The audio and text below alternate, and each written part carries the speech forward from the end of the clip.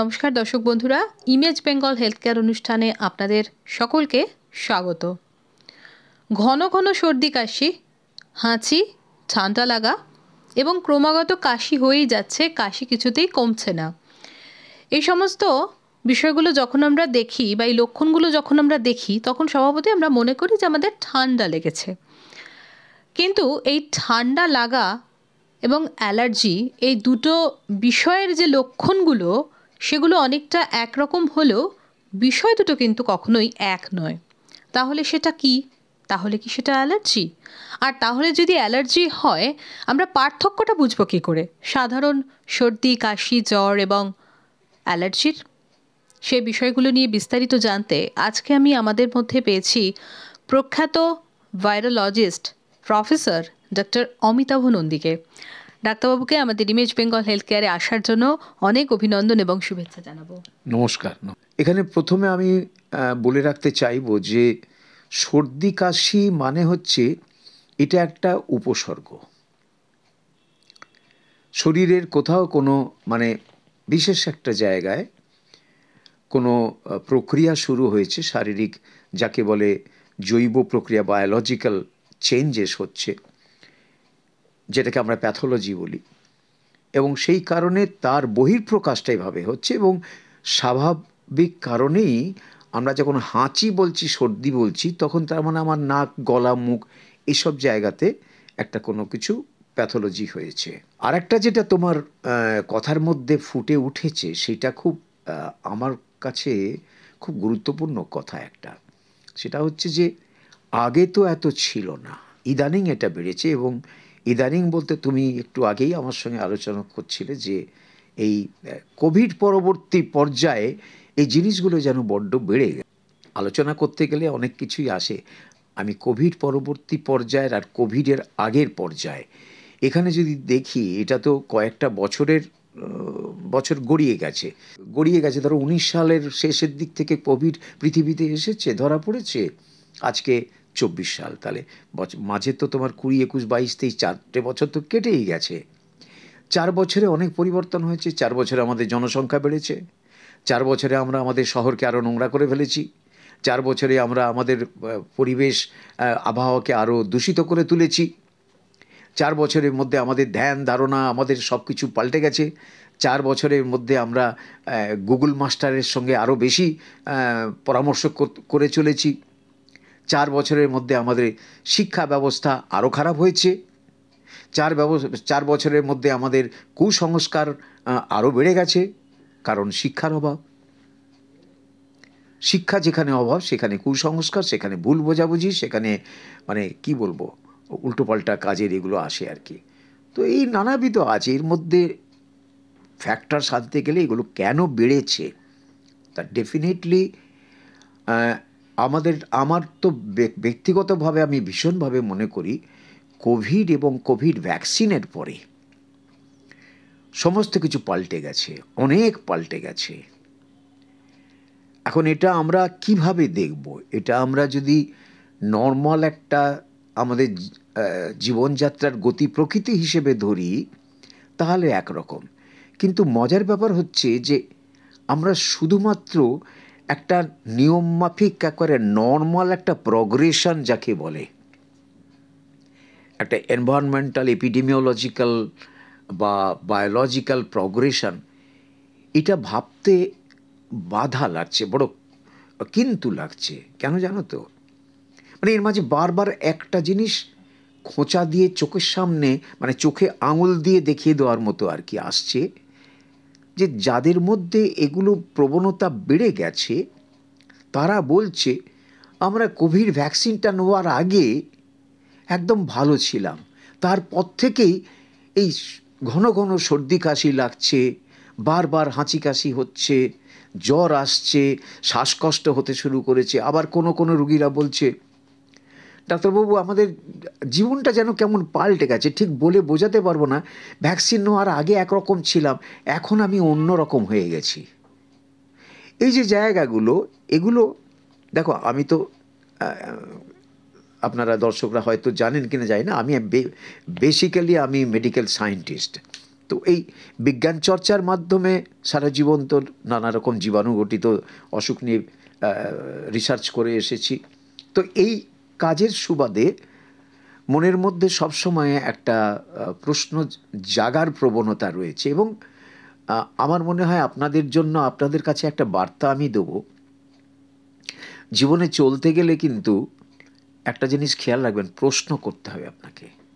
সব কিছুতে প্রশ্ন করুন এবং প্রশ্ন করে নিজে উত্তর খোঁজার চেষ্টা করুন যুক্তি দিয়ে। এবং এই তিনটে কাজ, প্রশ্ন করা, উত্তর খোঁজা এবং যুক্তি দাঁড় করানো, এই সবটার মধ্যে কিন্তু সঠিক শিক্ষা দরকার। এবং আর যেটা সবচেয়ে বড় দরকার, মাইন্ডটা ওপেন হওয়া চাই। এখানে কোনো রকম কোনো চাপ, কোনো প্রলোভন বা কোনো কিছু এগুলো যদি আসে তাহলে আমরা সঠিক প্রশ্ন কখনোই করতে পারবো না, এবং সেই প্রশ্নের উত্তর খুঁজে পাওয়া তো ছেড়ে দিন, দূরের কথা, পাবো না কোনো দিন। আর যুক্তি, শিক্ষা না থাকলে যুক্তিই আসে না। শিক্ষিত তাকেই বলে যে সব কিছু যুক্তি দিয়ে বিচার করার ক্ষমতা অর্জন করে, সেটাই হচ্ছে আসল শিক্ষা। আমি দুটো পরীক্ষা পাশ করে কিছু মার্ক দিয়ে, আপনারা জানেন আজকাল নম্বর কিভাবে দেওয়া হয় না দেওয়া হয়, কিভাবে শিক্ষা কি হচ্ছে। এখন সেখান থেকে দুটো কোয়ালিফিকেশান, দুটো ডিগ্রি, ডিপ্লোমা করলেই সেটা শিক্ষিত হয় না। কিন্তু আমি ব্যক্তিগতভাবে মনে করি যে শিক্ষিত তাকেই বলে যারা সব কিছু যুক্তি দিয়ে বিচার করার ক্ষমতা অর্জন করে, সেটাকেই শিক্ষা বলে। তো যাই হোক, এই জায়গাটা থেকে আমি কেন বললাম এই কথাগুলো, এর পরবর্তীকালে আমি যা বলবো সেখানে আমাদের দৈনন্দিন জীবনের, যেটা আপনাদের আমি বলতে চাইবো যে কি করবেন কি করবেন না, তার মধ্যে এই কথাগুলো কিন্তু এসে যাবে। যে আমরা যারা মানুষরা, সমাজে মানুষরা এমন অনেক কিছু করে চলেছি এই অসুখ বিসুখ নিয়ে। শুধু এই প্রজন্মের ক্ষতি হচ্ছে তা নয়, আমরা তার পরবর্তী সিরিজ অফ প্রজন্মের ক্ষতি করে চলেছি। যেমন আমি ছোট্ট করে উদাহরণটা দিই, আমরা জ্বর হলো, কিছু হলো, আপনি ওষুধের দোকানে চলে গেলেন, বললেন হয়েছে ওষুধের দোকানদার যারা বোঝে না, যারা ওইসব শিক্ষা দীক্ষা নেই, তাকে একটা অ্যান্টিবায়োটিক ট্যাবলেট দিয়ে দিল, কি দুটো অ্যান্টিবায়োটিক ট্যাবলেট দিয়ে দিল, বলে আজকে একটা খাবে কালকে একটা খাবে, কি ক্যাপসুল দিয়ে দিল ইত্যাদি। আর যারা একটু লেখাপড়া জানে, কতগুলো নাম শিখে গেছে, বিশেষ করে গুগল মাস্টারের দৌলতে, তারা তো সরাসরি গিয়ে কোনো একটা অ্যান্টিবায়োটিক নামই বলবে, আমায় দুটো দাও তো এই ক্যাপসুল। এটা আমি এর সঙ্গে সাথীর সঙ্গে আলোচনা করে নিই, সেটা আমরা একটা পরবর্তী পর্ব একটা করব, সেটা আপনারা শুনবেন। যে ওষুধের অপব্যবহার, স্বরচিত প্রেসক্রিপশন আপনারা যেটা করে চলেছেন, এবং বিশেষ করে অ্যান্টিবায়োটিকের গলত ব্যবহার করা, ভুল ব্যবহার আমাদের যে কোথায় নিয়ে চলেছে, সে ভয়ঙ্কর একটা অন্ধকারাচ্ছন্ন দিন আসছে আমাদের সামনে। তো এই জায়গাগুলোতে প্রথমে, সেই জন্য আজকের যে পর্বটা, এটাতে আমি আপনাদেরকে এটাই বলতে চাইব, হাঁচি কাশি সর্দিতে আপনারা কি ভাববেন, কি করা উচিত। সেটা হচ্ছে, আমি আগেই বললাম যে এটা ইনফেকশনের দ্বারা হতে পারে, নানা রকম ভাইরাসের দ্বারা হতে পারে। তো সেটা তো আপনি জানতে পারবেন না, আপনারা কেউ বুঝতে পারবেন না সেটা অ্যালার্জি থেকে হচ্ছে কি না হচ্ছে, বা কোনো অবস্ট্রাকশন হয়েছে কি, লাংসে নিউমোনিয়া হয়েছে, সেটা আপনারা বুঝতে পারবেন না। ডাক্তারের কাছে গেলে তবেই তো বুঝতে পারবেন। তার অর্থ হলো, যখনই আপনার কখনো জ্বর হলো, তার সঙ্গে হাঁচি কাশি, বা জ্বর ছাড়াও যদি হাঁচি কাশি সর্দি হয়, ঠিক আছে, কিছু কিছু ওষুধ আছে যাকে বলে OTC product, over the counter sale হয়, যেগুলোর জন্য প্রেসক্রিপশন লাগে না। যেমন ধরুন প্যারাসিটামল, আমি কোম্পানির দেওয়া নামগুলো বলতে পারবো না, এটা আমার এখতিয়ারের বাইরে। এখানে মানে এইভাবে আমরা বলা নিষিদ্ধ করা আছে, আমরা বলতে পারি না। আমি প্যারাসিটামল বলে দিচ্ছি, তাই বেসিক কেমিক্যাল যেটা, এটা ওটিসি প্রোডাক্ট। এটা আপনি, ঠিক আছে, গা হাত পা ব্যথা, মাথা ব্যথা করছে, গা ম্যাচ ম্যাচ করছে, আপনি দোকান থেকে চাইলেন প্যারাসিটামল, যে কোনো ব্র্যান্ড আপনারা যে কোনো কোম্পানির খেতে পারেন, সেটা অ্যালাউড। বা এমনকি কোনো অ্যালার্জির ওষুধ, হাঁচি হচ্ছে, নাক দিয়ে জল পড়ছে, আপনারা জানেন যে এটা অ্যালার্জি থেকেও হতে পারে। এবারে তার জন্য আপনারা অ্যান্টি অ্যালার্জিক ড্রাগ, হয়তো আপনারা অনেকেই নাম জানেন, বা দোকানের থেকে আপনারা এরও অনেক কিছু আছে যেগুলো ওটিসি প্রোডাক্ট আছে, এটা দিয়ে শুরু করা যায়। কিন্তু এবারে দেখুন ভাই, আমি বলবো যে আপনি প্রথম দিনেই হাঁচি কাশি হয়েছে, জ্বর হয়েছে, সঙ্গে সঙ্গে ডাক্তার দেখান। আর আমাকে আপনারা অনেক, এখন আজকে যারা শুনছেন, আমাকে দেখছেন, তারা শহরে মানুষ হতে পারেন, তারা প্রত্যন্ত গ্রামের মানুষ হতে পারেন। এবারে প্রশ্ন হচ্ছে, আমি যে উপদেশটা দিয়ে দিলাম, এটা কি প্রয়োগ করতে পারবেন আপনারা সব জায়গায়? আমি সেটা জানি, আমি বিশেষভাবে ওয়াকিবহাল এই ব্যাপারটায়, এবং সেই কারণেই তো আমাদের স্বাস্থ্য পরিষেবাটাকে আমরা 3-4টে ভাগে ভাগ করা হয়েছে। এবং এইখানেই সেই জন্যই বলে রাখি যে যত তাড়াতাড়ি সম্ভব ডাক্তার দেখানোর চেষ্টা করবেন। আবার সেইখানেই, যেমন ধরুন একেবারে গ্রামে একটা ডাক্তারই পাওয়া যায় না, মানুষ, গ্রামের মানুষ বিভিন্নভাবে চিকিৎসা করে তা, এবং সেইখানেই হচ্ছে কি, যে যেহেতু আমাদের অ্যালোপ্যাথি ডাক্তার সব জায়গায় অ্যাভেলেবেল নয়, এমনকি ওষুধপত্র অ্যাভেলেবেল নয়, সেখানে অন্যান্য বিভিন্ন পদ্ধতি আছে, তারা সেগুলো ব্যবহার করে। এখন তার জন্য কি হয় না হয় সেটা আমার বলা উচিত নয়, সেটা আমি বলবো না। কিন্তু যেটাই হোক না কেন, মানুষ ব্যবহার করে, কিছু না কিছু করে, অসুস্থ হলে কিছু না কিছু ব্যবহার করে। তো এইটাকে আমরা সেলফ মেডিকেশন বলি, বা কি বলবো, স্বরচিত চিকিৎসা। আমি বলি স্বরচিত চিকিৎসা, সেটা করতে পারেন, কিন্তু সেটার একটা লিমিট আছে, তার বাইরে এটা করা উচিত না, আপনারই ক্ষতি হয়। এরপরে তাহলে আমরা কি উচিত কি, আমাদের ডাক্তার যদি দেখানোর সহজ উপায় থাকে, সুযোগ থাকে, তাহলে ডাক্তারবাবুকে দেখিয়ে নিন। তিনি হয়তো আপনাকে পরীক্ষা করবেন, কিছু পরীক্ষা নিরীক্ষা করতে বলবেন, রক্ত পরীক্ষা করতে বলবেন, কি লালা পরীক্ষা করতে বলবেন। কারণ আমরা জানি যে নানাবিধ ভাইরাস, নানাবিধ জীবাণু দ্বারা এরকম হাঁচি কাশি হয়। এবারে প্রশ্ন উঠছে, আপনারা বলবেন যে ডাক্তারবাবু কী কী জীবাণু দ্বারা হয়? দেখুন, আমি যেটা আগে বলেছি, 4 রকমের জীবাণু, ফাঙ্গাস আছে, ভাইরাস আছে, ব্যাকটেরিয়া আছে, প্যারাসাইট আছে। মূলত দেখুন, আমাদের এখন বিশেষ করে শীতের প্রশ্ন যেখানে উঠছে, শীতের সময়, ঠান্ডার সময় যে ভাইরাসগুলো, মানে যেগুলো আসে জীবাণুগুলো, সেগুলো মূলত ভাইরাস। এই ভাইরাস এত ক্ষুদ্র, এতভাবে এরা বিভিন্ন জায়গায় ছড়িয়ে পড়তে সক্ষম যে এদের আটকানো খুব মুশকিল। এবং ওই যে বললাম যে আমাদের জীবনযাত্রা বা সমাজ যেভাবে এগিয়ে চলেছে, এর একটা গতি প্রকৃতি, 4 বছর আগে কি ছিল, আজকে কি দাঁড়িয়েছে, হ্যাঁ নিশ্চয়ই একটা ব্যাখ্যা আছে। বা এই পপুলেশন বেড়েছে, জনসংখ্যা বেড়েছে। তা প্রশ্ন হচ্ছে, জনসংখ্যা বেড়েছে তো অসুখ বাড়বে কেন? অসুখ বাড়বে এই কারণে যে জনসংখ্যা বাড়া মানে একটা গণ্ডির মধ্যে, একটা জায়গা, একটা স্থানের মধ্যে লোকসংখ্যা বেড়েছে। লোকসংখ্যা বাড়া মানে এক মানুষ থেকে আরেক মানুষের যে দূরত্ব, সেটা কমেছে, অনেক কমেছে। দেখেন না রাস্তাঘাটে কত ভিড় আজকাল।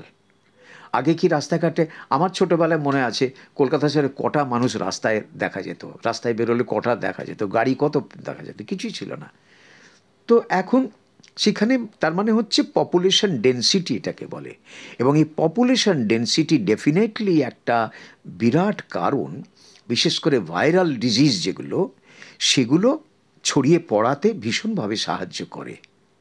তার কারণ আমরা রাস্তায় বেরিয়ে হাঁচি কাশি হচ্ছে, বা আমি ইভেন কথা বলছি, এই যে আপনাদের সঙ্গে আমি কথা বলছি, আমার মুখ থেকে কিন্তু লালাটা বেরোচ্ছে, স্প্রে হচ্ছে, যাকে আপনারা কোভিডের সময় এগুলো অনেক আমরা আলোচনা করেছি, আপনারা জানেন, আমাকে আর রিপিট করতে হবে না, এটাই আমি আশা করব। যে আমাদের মুখের লালা নিঃসৃত যে আমার হাওয়াটা বেরোচ্ছে, সেখানে সূক্ষ্ম ছোট ছোট জলকণা বেরিয়ে যায়, এবং তার মধ্যে ভাইরাসগুলো থাকে, এবং এগুলো বাতাসে ভেসে বেড়ায়। ভেসে ভেসে কিছু দূর গিয়ে আস্তে আস্তে তার ওজন, যেহেতু মানে এমনি ওজন আমি কত মিলিগ্রাম কিলোগ্রাম নয়, তারও তো একটা ভর আছে, সেই ভরের জন্য তার আস্তে আস্তে মাটির দিকে পড়তে শুরু করে। তা এখন আমি যখন কথা বলছি বা হাঁটছি, এই লেভেলে যত দূর ওটা যাচ্ছে, কিছু দূর গিয়ে এরকম করে পড়তে শুরু করলো। তাহলে আমার সামনে যদি একটা, এই ডিস্টেন্সে যদি একটা মানুষ থাকে, তার নাক মুখ থাকে, তাহলে সে হাওয়া, আমার মুখের হাওয়াটা তার নাকে মুখে ঢুকে যেতেই পারে, এবং এইভাবেই ছড়ায়। সেই জন্য যদি দূরে থাকে তাহলে সেটা হবে না। সেই জন্যই পপুলেশন ডেন্সিটি, মানে এক মানুষ থেকে আরেক মানুষে যে দূরত্ব যত কমবে, তত এই ইনফেকশন বাড়বে। বুঝতে পারা গেছে? তো সেই জন্য এটা একটা ফ্যাক্টর। আরও ফ্যাক্টর আছে আমাদের, যেমন ধরুন আমরা পরিবেশকে সত্যি সত্যি ভীষণ দূষিত করে রেখেছি। আপনারাই বলুন না, রাস্তায় বেরোলে কি দেখেন চারিদিকে, শহর বলুন গ্রাম বলুন, প্লাস্টিকের কৌটো বাটা, খাবারের থালা, খাবারের বাটি, সেসব থার্মোকলের বা এই ঠোঙা ভাঙা, চারিদিকে ভাঙা চোরা জিনিস আমরা ফেলে রেখেছি।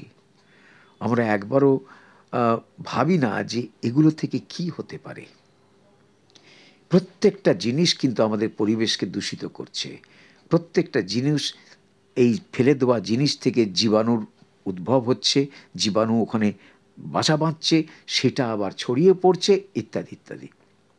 এখন এই পরিবেশটাকেও তাহলে আমরা ডেফিনেটলি আমরা ধরবো যে পরিবেশের থেকে আসছে।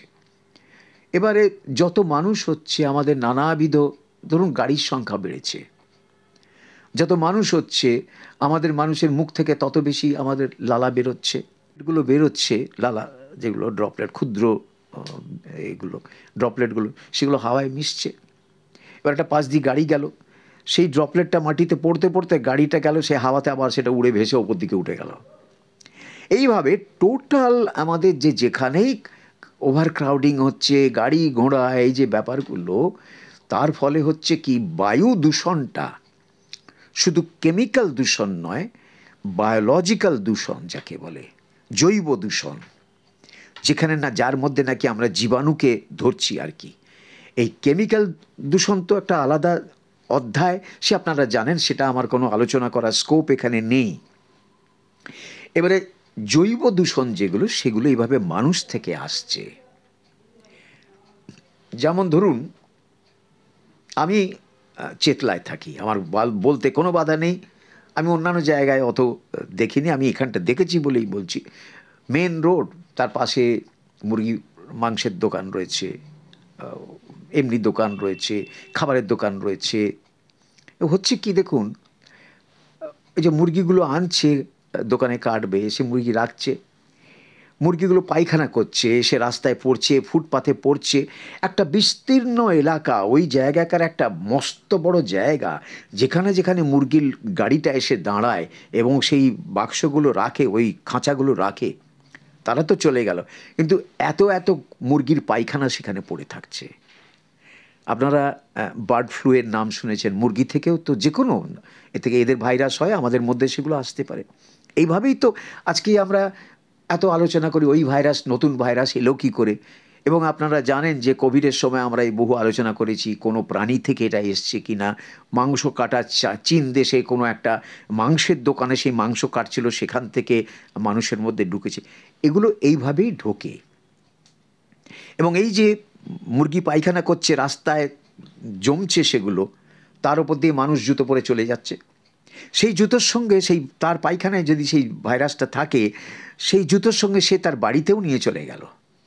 এবারে সেটা শুকিয়ে গেল রোদ্দুর পড়ে, যখন পাশ দিয়ে গাড়ি যাচ্ছে, গাড়ি তো ধুলো উড়িয়ে চলে যাচ্ছে, এবং ওই মুরগির পায়খানার থেকেই ভাইরাসগুলো পুরো এলাকাটা দূষিত করে সে নাকে মুখে প্রত্যেকটা মানুষের মধ্যে ঢুকছে। এবং এটা আমি একটা উদাহরণ দিলাম, এরকম বহু আরও উদাহরণ আছে যেখান থেকে আমাদের পরিবেশে জৈব দূষণ হচ্ছে, প্রতিনিয়ত হয়ে চলেছে এবং বাড়ছে। এবং এগুলো যত পপুলেশন বাড়বে, জনসংখ্যা যত বাড়বে, তাদের ডিম্যান্ড বাড়বে, আরও দোকানপালা, রাস্তাঘাট তো আর বলে কিছু নেই, ফুটপাত পুরো দখল, পুরো জায়গায় দোকানদার যে নানা কিছু নোংরা চারিদিকে ফেলছে, এবং সেখান থেকে এই বায়ু দূষণ, জৈব দূষণ এভাবে হচ্ছে। এগুলো আমি একটা দুটো উদাহরণ দিলাম। তার মানে কি না, মানুষের মুখনিসৃত যে জীবাণু সেটা তো আছে, প্লাস অন্যান্য জায়গা থেকে রাস্তায় যেগুলো পড়ে থাকছে, যেমন ধরুন টিউবারকুলোসিস, টিবি অসুখটি হচ্ছে, আমাদের একটা বাজে অভ্যাস আছে, আমরা রাস্তায় যাচ্ছি, হ্যাক করে থুতু ফেলে দিলাম। থুতু ফেলা ভীষণ বাজে আমাদের অভ্যেস।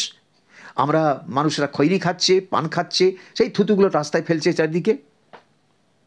কোনো দরকার নেই, থুতু তো আমার শরীরের জিনিস, আমি গিলে ফেললে, আমি তো কোনো দিন জীবনে থুতু বাইরে ফেলিনি।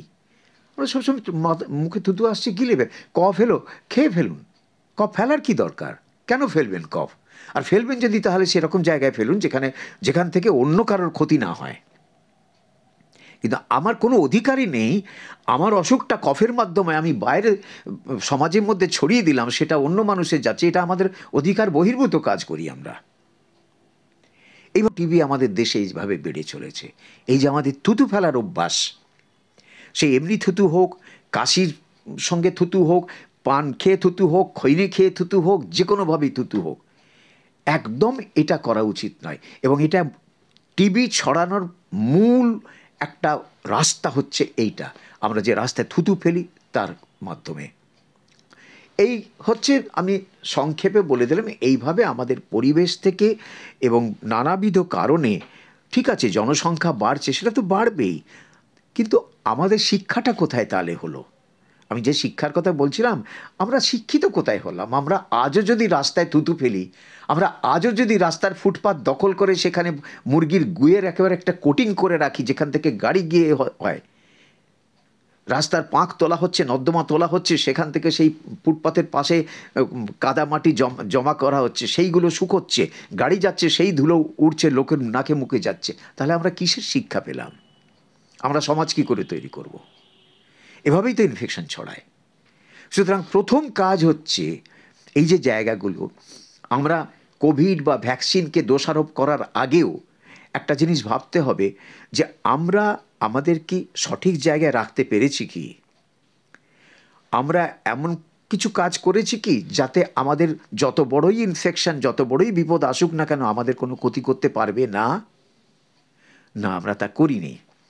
আমরা বরঞ্চ গ্রাউন্ডটা তৈরি করে রেখেছি যাতে আরও ভাইরাস, আরও নানাবিধ কিছু আসুক, আমার শরীরে ঢুকুক। আর সেই কি বলে, আগুনে ঘি ঢালার মতো কাজটা করেছে কোভিড ভ্যাকসিন। আমার জীবাণু তো ঢুকছে, এবারে শরীর সেই জীবাণুটাকে ধ্বংস করার যে ক্ষমতা, তার যে প্রক্রিয়া, যাকে আমরা, আপনারা সাধারণ ভাষায় ইমিউনিটি বলেন, যদিও ইমিউনিটি এটা নয়, ইমিউনিটি ওভাবে ব্যাখ্যা করা যায় না, তো আপনারা যেটাকে ইমিউনিটি বলেন, সেই ইমিউনিটি আমাদের হারিয়ে গেছে, বিগড়ে গেছে। হারায়নি হয়তো, কিন্তু বিগড়ে গেছে।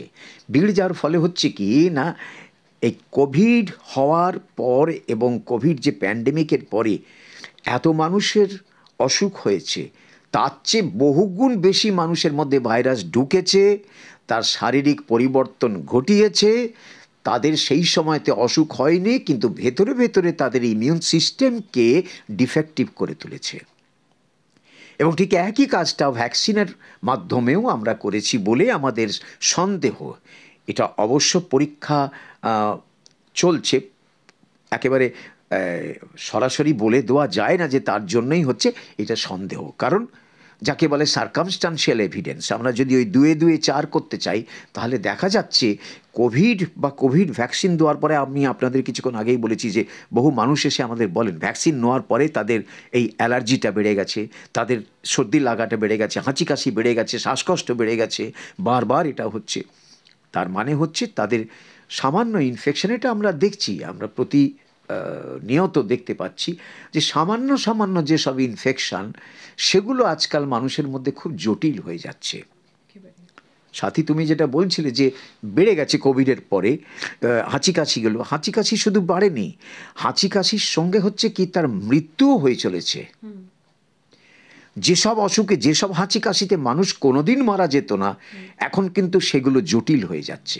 এটা আমরা দেখছি, কেউ বিশ্বাস করুক না করুক, কেউ তথ্য সামনে আনুক না আনুক, বা বিকৃত তথ্য পরিবেশন করুক, আমার কিচ্ছু এসে যায় না, কিন্তু আমরা দেখতে পাচ্ছি চোখের সামনে ঘটনাগুলো ঘটছে। এবং এই যে ঘটনাগুলো ঘটছে, এই জন্যেই আপনাদেরকে সাবধান হতে হবে। তাহলে আপনারা কি করবেন, এবারে আমি আপনাদের সেইটা বলবো। তাহলে মূলত আমি যেটা একটু সামারাইজ করে দিই, যেটা বললাম আপনাদের, এই সিজন চেঞ্জের থেকে ঠান্ডা বা ঠান্ডা থেকে গরম যায়, তখন পরিবেশটা তো পরিবর্তন হয়, আমাদের শরীরের টেম্পারেচার যে ব্যালেন্সিংয়ের যে কাজটা হয়, আমরা বেঁচে থাকি কি করে, গরমকালেও বেঁচে আছি, শীতকালেও বেঁচে আছি, আমার শরীরের একটা সিস্টেম আছে, সে শরীর করে কি ওই টেম্পারেচারের সঙ্গে খাপ খাইয়ে নিজেকে ব্যালেন্সিং করে নেয়। এই ব্যালেন্সিংয়ের প্রক্রিয়ার মধ্যে আমাদের ইমিউন সিস্টেমও কাজ করে, কিন্তু সেও কিন্তু জীবাণুর যে প্রতিরোধের ক্ষমতা আমার শরীর থেকে যেটা বেরোয়, যেটার দ্বারা আমরা জীবাণুকে আটকাতে পারি, আমার ইনফেকশনটাকে আটকাতে পারি, মানে অসুখটাকে আটকাতে পারি, সেটাও কিন্তু ক্ষতিগ্রস্ত হয়। যে কারণে দেখবেন গরমকালে এই যে আমরা বলি না, ঠান্ডা আইসক্রিম খেলে, কোল্ড ড্রিঙ্কস খেয়ে দিল, ফ্রিজ থেকে একেবারে সরাসরি ঠান্ডা জল নিয়ে গলায় ঢেলে খেয়ে নিল, এতে কি হয়, গলার ভেতরে ওই যে টেম্পারেচারটা হঠাৎ করে, যে সাইকেলটা আমাদের থাকে, ওই যে ব্যালেন্সিংয়ের যে সাইকেলটা, সিস্টেমটা থাকে, সেটা ব্রেক করে। এবং ওই ব্রেক করার সুযোগেই জীবাণু তো সবসময় রয়েছে, আমার চামড়ার উপরে রয়েছে, আমার গলায় রয়েছে, চুলে রয়েছে, মুখে রয়েছে, সব জায়গায় আমার জীবাণু রয়েছে, কিন্তু আমার শরীরে ঢুকতে পারে না। কেন পারে না? না, আমাদের বেশ কিছু ব্যারিয়ার্স আছে, প্রাচীর আছে, যাকে আমরা ইননেট ইমিউনিটি বলি, বা যে প্রতিরোধ ক্ষমতা নিয়ে আমরা জন্মেছি, তাকে আমরা ইননেট ইমিউনিটি বলা হয়। এবং এই ইমিউনিটির কোনো রকমেই কম বেশি করা যায় না। আপনারা কোভিডের সময় থেকে প্রত্যেকেই, এমনকি বহু ওষুধের কোম্পানিও বার করে দিয়েছে ইমিউনিটি বুস্ট করার জন্য নানা কিছু বার করে দিয়েছে। আমি তো ঠাট্টা করে বলি, ঠাট্টা করে না, বোধহয় দেখেছিলাম কোথায়, কোনো একটা চেয়ার, প্লাস্টিকের চেয়ার কোম্পানি, তারা অ্যাড দিয়েছে ইমিউনিটি বুস্টার চেয়ার বলে, তাতেও বসলেই নাকি ইমিউনিটি বেড়ে যাবে। তো এতটা মানে কি বলবো, অযৌক্তিক ঘটনা আমরা ঘটিয়ে চলেছি, এবং আমরা সেগুলো মানছি, প্রশ্ন তোলে নেই কেউ। আপনাদের বলে রাখি যে এই ইমিউনিটি যেটা নিয়ে আমরা জন্মাই, সেটার হেরফের করা যায় না। হেরফের করা যায় কি না, সেটাকে ব্রেক করা যায়, সেটাকে আরও ইমপ্রুভ করা যায় না, সেটা ক্ষতি করা যায়, কিন্তু তার উন্নতি করা যায় না। এবং এই ক্ষতিগুলো হয়, এই যে বললাম, হঠাৎ করে আমি ঠান্ডা জল খেয়ে ফেললাম, ব্রেক করে গেল এটা, আমার যে ব্যালেন্সিংটা ব্রেক করে গেল, তখন জীবাণুগুলো ঢুকে গেল। বা কোনো ভ্যাকসিনের মাধ্যমে, যেমন বা কোভিড যেমন হয়েছিল, আমরা জানি যে কোভিড এমন একটা ভাইরাস যে আমার শরীরের ইমিউন সিস্টেমকে পুরো তছনছ করে দেয় একেবারে, যার ফলে সে এরকম অনেক অসুখ আছে, অনেক, যেরকম ধরুন ডেঙ্গি একটা অসুখ, ডেঙ্গিতে জানবেন অনেক ডেঙ্গি রুগী তার শুরুটাতেই হাঁচি, নাক দিয়ে জল পড়া, কাশি, লোকে ভাববে আরে এই তো ঠান্ডা লেগেছে, সর্দি হয়েছে, তা নয়, কিন্তু পরবর্তীকালে সেটা দেখা যায় ডেঙ্গিতেও কিন্তু আমাদের শরীরে ইমিউনিটি কমে যায়, কারণ তাতে যে আমাদের যে রোগ প্রতিরোধ করার জন্য যে কোষগুলো দায়ী, যেমন ধরুন ডব্লিউবিসি যেটাকে বলা হয়, এই ডব্লিউবিসি মাত্রা কমে যায়, ডেঙ্গি ভাইরাস এটাকে কমিয়ে দেয়, তখন সে অন্যান্য অনেক অসুখে সাসেপ্টেবল হয়ে পড়ে। তো ঠিক তেমনিভাবে এইগুলো ঘটনাগুলো ঘটে। তো এই মূলত আপনাদের তাহলে বললাম যে ডেফিনেটলি এটা একটা আমাদের চোখে আঙুল দিয়ে দেখাচ্ছে, কোভিড ভ্যাকসিন পরবর্তী পর্যায়ে ঠান্ডা লাগা বা সেই ঠান্ডা লেগে সর্দি জ্বরটা জটিল আকার ধারণ করা, এমনকি মানুষ মারা যাওয়ার এই ঘটনাগুলো প্রচুর বেড়েছে। শুধু তাই নয়, এখনকার গত 3-4 বছর ধরে যেটা দেখা যাচ্ছে, খুব ইয়াং ছেলেমেয়েরা হঠাৎ করে সাডেন ডেথ হয়ে যাচ্ছে, এবং এটাকেও কিন্তু কোভিড ভ্যাকসিনের সঙ্গে অনেকে একটা সম্পর্ক আনতে চেষ্টা করছে, ভাবা হচ্ছে যে সম্পর্ক আছে কি না, এটা কিন্তু দেখা গেছে। এখানেও আবার বলছি, সেই 2-2 4 পরিষ্কার ঘটনা কিছু রয়েছে। যারা এরকম ঘটনা ঘটেছে, তাদের প্রত্যেকেই কিন্তু কোভিড ভ্যাকসিন নিয়েছে, এরকম বেশিরভাগ ক্ষেত্রে আমি যতদূর জানি। এবারে আরও লার্জার স্টাডিজ, এই কতগুলো কথা বলার পরে তাহলে আমি আপনাদেরকে বলবো যে কি করবেন সর্দি কাশিতে। চেনার দরকার নেই অ্যালার্জি থেকে হয়েছে কি হয়েছে জানি না, আমার সর্দি কাশি হচ্ছে, আমি ডাক্তারবাবুর কাছে যদি যেতে পারলাম, তাহলে ডাক্তারবাবু ওষুধ দিলেন, আমি ভালো হয়ে যেতে পারি, আবার নাও ভালো হতে পারি, আমার সেটা আরও দীর্ঘায়িত হতে পারে অসুখটা। আর যদি নিজে চিকিৎসা করেন, 2-3 দিনে হয়তো সামান্য একটু হলে সেরে গেল, তারপরে দেখলেন যে আর কমছে না, তখন আপনাকে ডাক্তারের কাছে যেতে হতে পারে। এখানে বলে রাখা ভালো, হাঁচি কাশি দিয়ে যদি শুরু হয়, সেটা ডেফিনেটলি অ্যালার্জির কারণে হয়। সেই কারণেই তো আমরা সবসময় এই ধরনের রুগীকে যখন চিকিৎসা করি, আগে হাঁচি কাশি বা অ্যালার্জির ওষুধও তার সঙ্গে দেওয়া হয়, মূলত সেটাই আমরা দিই। কারণ এই দুরকম ঘটনা ঘটে, একটা ধরুন ভাইরাল ইনফেকশন হলো, কোনো একটা ভাইরাসের ইনফেকশন হয়েছে, হাঁচি হচ্ছে, কাশি হচ্ছে, এবারে সেই ইনফেকশানটা আমার তেমন কিছু হয়তো ক্ষতি করবে না, 5-7 দিনের মধ্যে ভাইরাসটা এমনিই মরে যাবে। কিন্তু আমার যদি ইমিউনিটি তেমন স্ট্রং না থাকে, যেটা বললাম এই কোভিডের পরবর্তীকালে আমার যে ইমিউন সিস্টেমটা বিহেভিয়ারটা ঠিক হচ্ছে না, সেখানে তখন হয় কি আমাকে আরও সে ক্ষতি করতে শুরু করে। তখন তাই দিয়ে সেকেন্ডারি ব্যাকটেরিয়াল ইনফেকশন হয়, যেখানে অ্যান্টিবায়োটিক ইউজ করতে হয়। ডাক্তারবাবুরা করেন সেটা পরে, প্রথমেই নয়। কিন্তু আপনাদের বলে রাখছি দর্শকরা, আপনারা কিন্তু কোনো ডাক্তারবাবুকে প্রথম দিনে গিয়ে বলবেন না ডাক্তারবাবু আমাকে অ্যান্টিবায়োটিক দিন বলে। খবরদার এসব কথা বলবেন না। অ্যান্টিবায়োটিক এমন একটা জিনিস যেটা শুধুমাত্র ব্যাকটেরিয়া, প্রমাণিত ব্যাকটেরিয়াল ইনফেকশন যদি ধরা পড়ে তখনই সেখানে অ্যান্টিবায়োটিকের প্রয়োগ করা হয়, তা না হলে অ্যান্টিবায়োটিক দেওয়ার কথা নয়। তাহলে আমরা তিনটে, আমার মনে হয় আপনাদের সুবিধার্থে আমি পুরো জিনিসটাকে তিনটে ভাগে ভাগ করি। একটা হচ্ছে অ্যালার্জির জন্য হাঁচি কাশি, আবার একটা ভাইরাস ইনফেকশনের জন্য হাঁচি কাশি। কী ভাইরাস সে জানার দরকার নেই, কারণ ভাইরাসের ওই সব টেস্ট হয় না।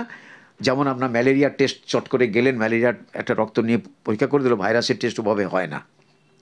আমরা জানি যে ভাইরাসে এমনি সর্দি কাশি যে ভাইরাস আছে, কমন ভাইরাস যেগুলো আছে সেগুলো 5-7 দিনের মধ্যে এমনি ঠিক হয়ে যায়, সেই জন্য সবাইকার অতটা মাথা ব্যথাও নেই। আর তৃতীয় হচ্ছে এইগুলো টোপকে আমার যদি ইমিউন সিস্টেম ভালোভাবে আমাকে সঙ্গ না দেয় তাহলে ব্যাকটেরিয়াল ইনফেকশন হয়, সেকেন্ডারি ইনফেকশন হয়, এবং সেখান থেকে সেপসিস হয়ে যায়, মাল্টি অর্গ্যান ফেলিওর হয়, ইনভলভমেন্ট হয়, বিভিন্ন অঙ্গ প্রত্যঙ্গ ক্ষতি হতে পারে, মানুষ মারাও যেতে পারে। এই হচ্ছে তিনটে স্তর। সুতরাং অ্যালার্জি হয়েছে কি না হয়েছে সেটা জানার জন্য যদি অ্যালার্জি টেস্ট করা হয়, সেটা ভাইরাস ইনফেকশন হলেও কিন্তু ওই আইজিই যে টেস্টটা তাতেও কিন্তু বেশি হবে, কারণ ওরও একটা মেকানিজম আছে, ওই আইজিই প্রোডাকশনের মাধ্যমে ওটাকে ট্রিগার করে, সেখানে আইজিইটা বাড়ে, যেটা আমরা অ্যালার্জির কি বলবো পরিচায়ক বলে ভাবি আর কি, যে হ্যাঁ আইজিই বাড়া মানে অ্যালার্জি আছে। আরও অন্য কারণ, অনেক কারণে হয়। যেমন ধরুন কোনো কৃমি হলো, পেটে কৃমি হয়েছে, সেখান থেকে অ্যালার্জি হয়, সেখান থেকেও হাঁচি কাশি হয়। আবার অনেক কৃমি আছে পেটের মাধ্যম, পেট থেকে আমরা যে খাবার খাই না, দূষিত খাবার, সেখানে ওই বড় বড় কেঁচো, তার ডিমগুলো ওখানে থাকে, যেমন রাউন্ড ওয়ার্ম, যেরকম ট্রাইকুরিস একটা আছে, চাবুক কৃমি বলে, এসবেরগুলো এই খাবারের মাধ্যমে আমাদের পেটে যায়, সেখানে ডিম ফুটে বাচ্চা হয়। আবার হুকওয়ার্ম আছে একটা, যেটা চামড়া ফুটো করে তার বাচ্চাগুলো আমাদের শরীরে ঢুকে পড়ে। এরা কিন্তু পরবর্তীকালে লাংসের মাধ্যমে লাংসে চলে যায় এবং সেখানে গিয়ে একটা নিউমোনিয়া মতো সৃষ্টি করে, একটা রিয়াকশন হয়, তখন সেই মানুষটার কিন্তু হাঁচি কাশি জ্বর ইত্যাদি হতে পারে। এর আবার মূল আধারটা কিন্তু অ্যালার্জি, মানে এই কৃমিগুলো অ্যালার্জি সৃষ্টি করে, বুঝতে পারা গেছে? তো সুতরাং অ্যালার্জি যেটা বলাটা, যেটা সাধারণ মানুষের জন্য অ্যালার্জি মানে এটাই বলা হয়, কিন্তু এর বৈজ্ঞানিক আলাদা ডাক্তারি ব্যাখ্যা অন্য আছে, ইমিউনোলজিক্যাল ব্যাখ্যা অন্য আছে, এগুলো আপনাদের জন্য অত ডিটেলসে আমি বলবো না। তো এগুলো হওয়ার মধ্যে দিয়ে আপনারা তাহলে কি করবেন, যে ডাক্তারের কাছে গেলেন, দ্বিতীয় জিনিস যেটা আপনাদের করতে হবে, আমি যেটা বললাম, যদি ভাইরাস ইনফেকশন হয়ে থাকে তাহলে আপনার থেকে কিন্তু ছড়াবে, তাহলে আপনারা কি করবেন, মাস্ক পরবেন। কোভিড মানে মাস্ক, আর মাস্ক মানে কোভিড। অ্যাজ ইফ কোভিড হলেই মাস্ক পরতে হবে, কোভিড না থাকলে মাস্ক পরার দরকার নেই।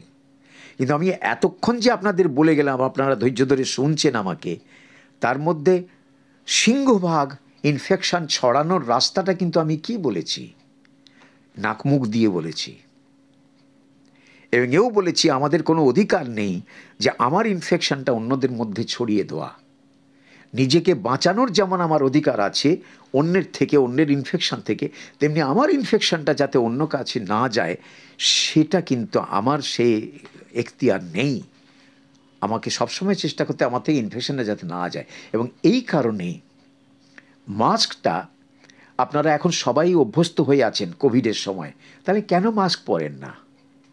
মাস্ক পরে ঘুরুন, দেখবেন, কারণ সমাজ দূষিত হয়ে গেছে, সব দিক থেকে দূষিত হয়ে গেছে। কি করবেন বলুন না? দৃশ্য দূষণ, শব্দ দূষণ, বায়ু দূষণ, কি দূষণ নেই?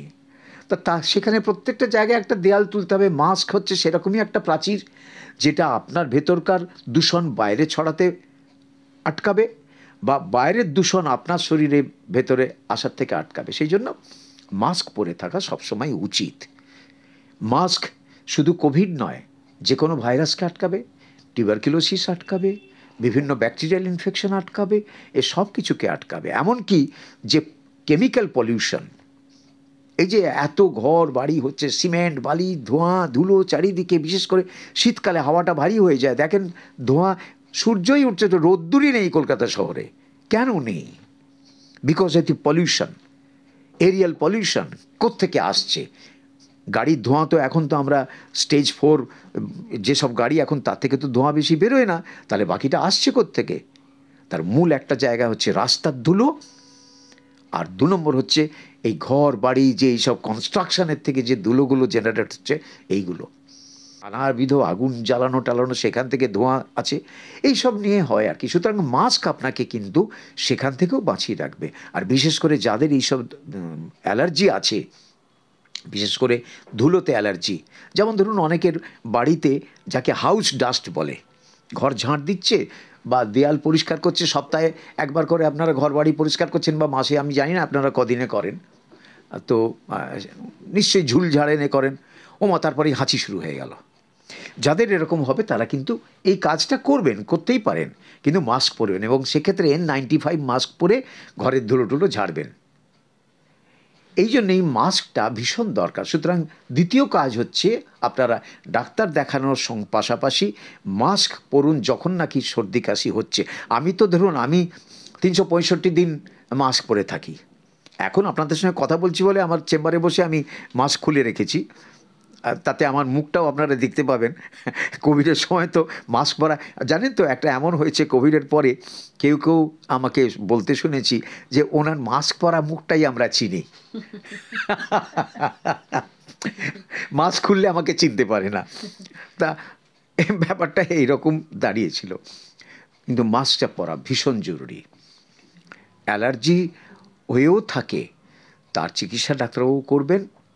যদি ভাইরাসের হয়ে থাকে তারও চিকিৎসা করতে হবে। যদি দেখা যায় যে ব্যাকটেরিয়াল ইনফেকশন হয়েছে, সেটা রক্ত পরীক্ষার মাধ্যমে বা গলার লালা পরীক্ষা বা কফ পরীক্ষা ইত্যাদি ইত্যাদির মাধ্যমে ধরা পড়ে, তখন কিন্তু অ্যান্টিবায়োটিকের প্রয়োগের প্রশ্নটা আসছে। এবং সেটা দয়া করে আপনারা দোকানে গিয়ে দয়া করে আপনারা এই কাজটি, এত বড় ভুল কাজ করবেন না। অনেক ভুল করে ফেলেছি আমরা। আজকে সারা পৃথিবী আমাদের দিকে ভীষণভাবে সন্দেহের চোখে এবং ভয়ের চোখে তাকিয়ে আছে যে ভারতবর্ষ এমন একটা জায়গা যেখান থেকে মাল্টিপল ড্রাগ রেজিস্ট্যান্স ব্যাকটেরিয়া জন্ম নিচ্ছে এবং সেখান থেকে পৃথিবীর বিভিন্ন দিকে ছড়িয়ে পড়ছে। এবং সেই জন্য আমাদের এখন আমরা প্রত্যেক ডাক্তার আমরা চেষ্টা করছি প্রত্যেক মানুষকে, আজকে আমি যেমন আপনাদের কাছে বলছি, প্রত্যেক মানুষকে বোঝানো, এবং বিশেষ করে ওষুধের দোকানে যারা কাজ করছেন তাদের জন্য আমি তাদের উদ্দেশ্যে বলবো, আপনাদের কিন্তু ওষুধ প্রেসক্রাইব করার লাইসেন্স নেই। এটা সম্পূর্ণ বেআইনি কাজ। আপনারা 2 অ্যাজিথ্রোমাইসিন দিয়ে দিলেন কাউকে, 2 অ্যামক্সিসিলিন দিয়ে দিলেন কাউকে, এ দেওয়ার লাইসেন্স নেই আপনাদের। সম্পূর্ণ বেআইনি কাজ করে চলেছেন আপনারা। সে অশিক্ষিত লোক আর শিক্ষিত লোক আপনার কাছে আসুক, যেই আসুক না কেন, আপনি এটা করতে পারেন না। এটা প্রত্যেক, শুধু তাই না, এটা আপনি অন্যের ক্ষতি করছেন না, আপনারই নিজের ছেলের ক্ষতি করছেন, আপনারই নিজের মেয়ের ক্ষতি করছেন, আপনারই নাতি নাতনিদের ক্ষতি করছেন, পরবর্তী প্রজন্মের। এটা করবেন না। এটা নিয়ে আমরা বিশদ আলোচনা পরে করব। কি কারণে এত সর্দি কাশি এবং পার্থক্যটা বোঝার থেকে আমার মনে হয় সঠিক রাস্তা খুঁজে দেওয়ার যে ব্যবস্থা আপনি করেছেন সেটা বোধহয় অনেক বেশি প্রাসঙ্গিক আজকে আমাদের এই আলোচনায়।